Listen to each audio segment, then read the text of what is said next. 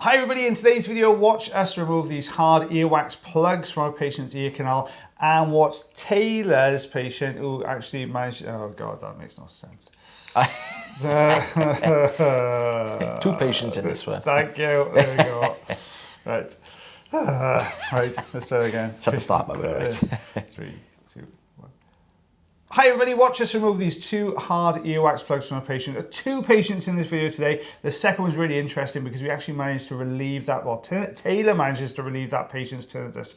So my name is Rhys Barber, I'm one of the audiologists here at Audiology Associates. And my name is Taylor Green and I'm the other audiologist here. So Rhys's patient first. Yeah, very pretty dry, solid plugs we got in this one. It is. This patient's got just a naturally dry ear canal, so that wax is really, really hardened up. It's coated or covered with a layer of keratin as well, which is still attached to the canal. You'll see kind of how that forms a bit later on. I can't quite get the grip with the suction just because it's so rock solid. So we're going in with the St. Bart's hook here. I could have got in with the Jobson horn, but because of that layer of keratin around the outside, chances are you would have pushed that plug further back rather than actually bring it out. Yeah. So I'm aiming to try and take the center out of this plug. There we go. And we're just gonna, you can see that layer of keratin all the way around the outside edge there. So I'm having to kind of peel that forward. Stretching down as well. Yeah, you got it. So let's get that all the way out. I've started using the St. Bart's hook a bit more recently. Yeah? Yeah. For ones like this, you know, where they're quite dry.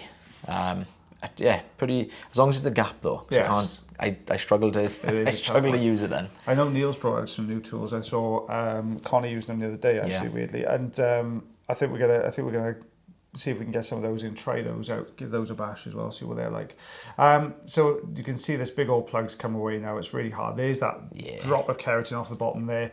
But watch what happens when we pull this little bit of dry skin. You'll see what I'm talking about, this keratin layer. So you can see it's much thicker. It's that kind of yellowish color. It's more classic keratin. But when you kind of peel down the side, watch how this peels from the canal.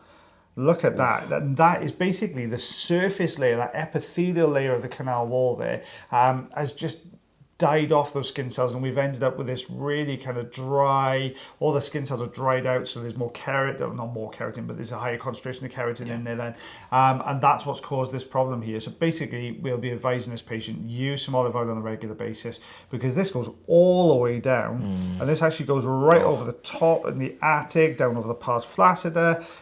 It's every portion of it. Look at that coming away. What started off as that tiny little bit at the entrance to the canal has now turned into an entire canal peel all the way down.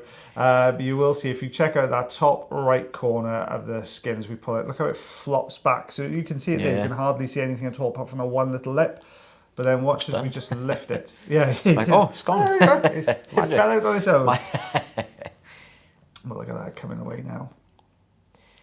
Yeah, they're so thin and they're quite tricky normally because you can't really get a decent... No. You've got a good grip there actually because you were lucky that there was a bit extra there. But yeah, it normally whistles. It's horrible. If it's you find if it's that tiny little bit that's come off the side, that's such a difficult one to do because you really want to minimise the risk of clarinetting, but it's so hard to do, isn't it? Yeah. So, no, this is still my patient. Still this yours. Is the other ear. So we can see this plug has got this sheen to it. Patient's been using a little bit of olive oil in here just to soften, and it does make a difference. I know we talk about olive oil all the time, but it does make a big difference in the ear canal, especially if you're going to have something like this done. If you're preparing to have your ears microsuctioned, olive oil is your best friend. If you're preparing to have your ears irrigated, sodium bicarb, all right? But don't use it for too long, only about 3 to 5 days. You shouldn't really use it for longer than that, just to soften that wax up before it comes out. It does make a massive difference. Oh yeah. Makes both those much easier to do, both those procedures. Nice hard plug again. Difference is no keratin on the canal. Nice little golden nugget there. There was. Lovely looking eardrum. Nice and healthy. It is, really good light reflex there. So, just over an inch. Just under...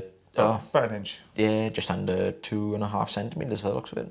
So this next patient is yours, and this is a really interesting one, isn't it? Because it's this patient with you. Yeah, so patient came through to see myself, just kind of in desperation, really. Has been intermittently struggling with quite obtrusive tinnitus on occasions. This patient has had wax removed before, but I think it was around 20 years ago, she said, and it was a pretty uncomfortable experience. Oh, no. So it's kind of put the lady off from having it done again. Now, up until very recently, just before coming in to see myself, the patient hasn't actually used any drops at all. Patient did start to use some drops following a visit to a GP, but as she said, as soon as the drops went in, it just made things like 10 times worse. So obviously a bit of a panic on then. So yeah, patient was really nervous, bless her, coming in to see myself, having issues. Like I said, the tinnitus was probably at its worst. The hearing was affected as well. Now you can probably see those telltale signs of cotton buds, and obviously this has been, ongoing for possibly quite a few years. I've got the fine end on here. You're probably wondering why I'm using microsuction when the patient's reported tinnitus. I've stuck with the fine end, but I've also turned the suction power down just to try and keep it as low as possible, to keep the patient comfortable. It's a bit of a tricky one, to be honest, because at this point I don't know if the tinnitus is purely caused by the compaction of the wax.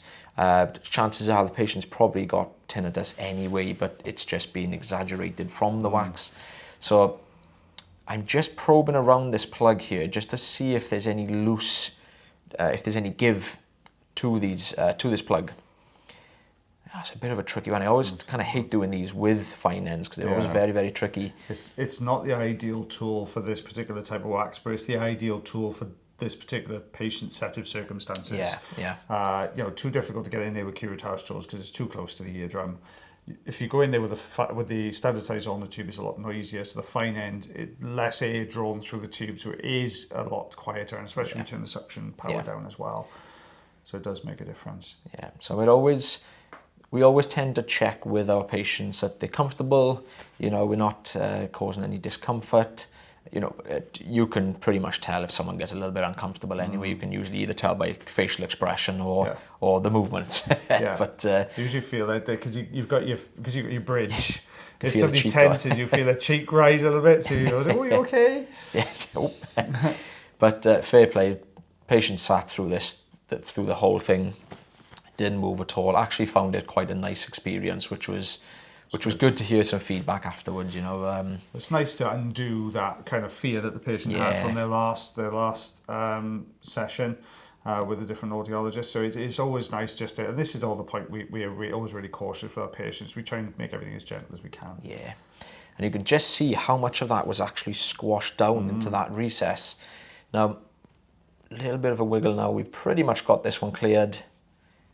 The patient afterwards actually wanted to see me again in 12 months. So wanted a recall. And that's what you want. You want that patient to start, looking at them, so they don't get to this stage again. Bless them. They've put off getting this sorted out because they had such a bad experience on the first time. They? Nice and healthy afterwards. After taking all that wax away, nice and clear as well. Exactly the same on the other side. We're just going to go in and do the same thing as we did on the other ear. So we're going to try and lift this piece of skin, you can see, or very, very dry wax.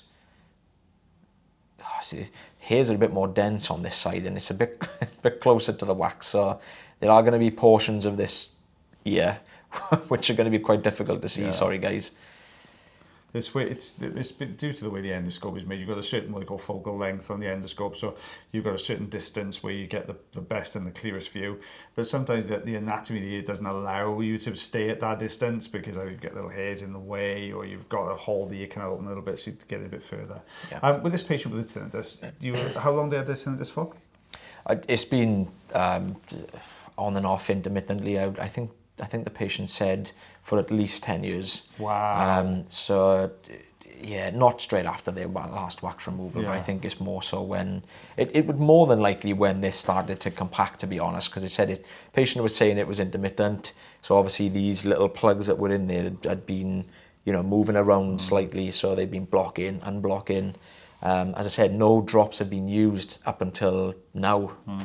So, and the patient actually was quite reluctant. They used the drops once and didn't want to use anymore, which is understandable, but it makes things feel worse. Yeah. You don't really want to be using any more of them. No, that's right. It tends to block any gaps around the wax, or sometimes it gets absorbed by the wax and the wax will swell. So it gets worse before it gets better. And a lot of people report, oh, my hearing got worse when I put the drops in. It will for probably a couple of days until it starts to loosen, and then you'll start to notice it coming away a little bit better, or shifting position.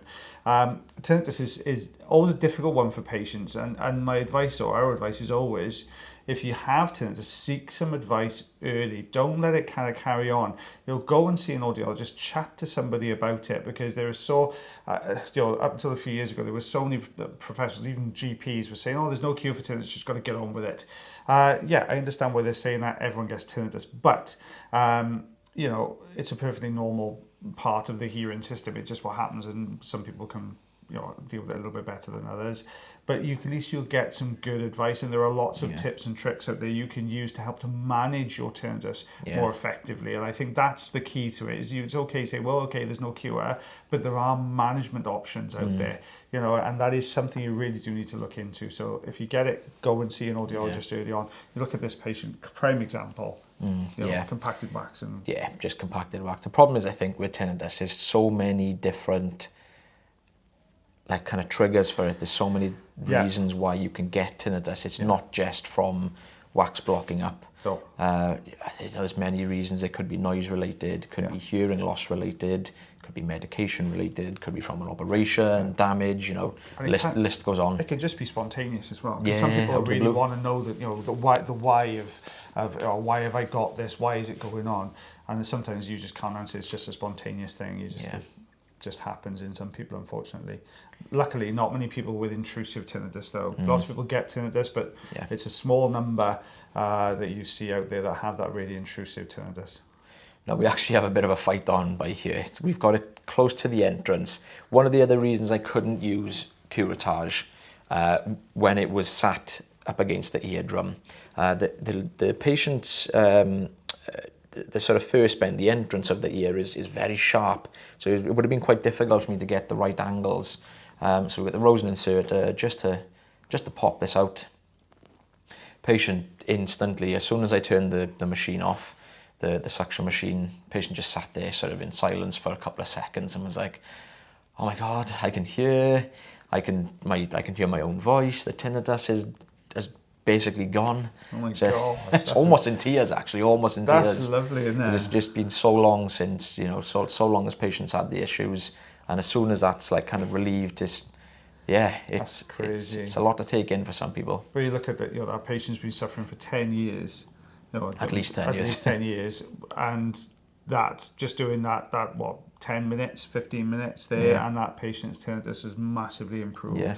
This is what I mean, guys. If you have, this is why it's really important. If you have any issue with your ears, come along and see an audiologist.